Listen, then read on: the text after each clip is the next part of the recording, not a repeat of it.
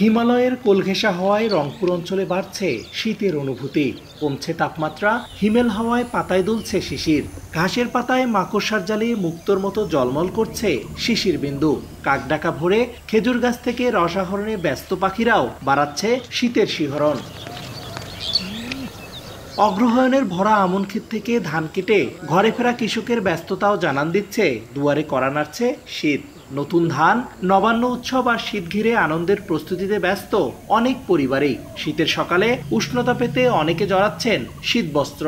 শীতের সকালটা আমরা পরিপূর্ণভাবে উপভোগ করি উত্তরাঞ্চলের মানুষ। এত সুন্দর পরিবেশ, এত সুন্দর সকাল টাইমটা আমরা খুবই উপভোগ করি। নতুন ধান আসবে, আবার নতুন পিঠা, এগুলো খেয়ে আসলে সবাই খুব শীতটাকে সত্যিই খুব এনজয় করে।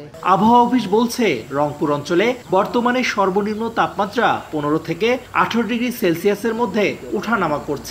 সপ্তাহান্তে তা নেমে যেতে পারে 14 ডিগ্রি সেলসিয়াসে। ডেন্টিস্টের পরামর্শ নাও নতুন কোলগেট অ্যাক্টিভ সল্ট। উত্তরের দিক থেকে ঠান্ডা বাতাস আসে এবং এই সময়টাতে আরেকটা বৈশিষ্ট্য হচ্ছে কুয়াশা পরিলক্ষিত হয়। যেন আপনি দেখবেন যে শেষ রাত থেকে অর্থাৎ ভোর রাত থেকে শুরু করে সকাল পর্যন্ত স্থানভেদে কোথাও হালকা, কোথাও মাঝখানে কুয়াশা পরিলক্ষিত হবে। তবে দিন যত যাবে তত তাপমাত্রাটা গ্র্যাজুয়ালি কমতে থাকবে।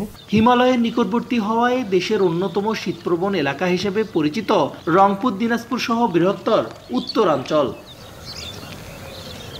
রেদওয়ান হিমেল, সময় সংবাদ, রংপুর।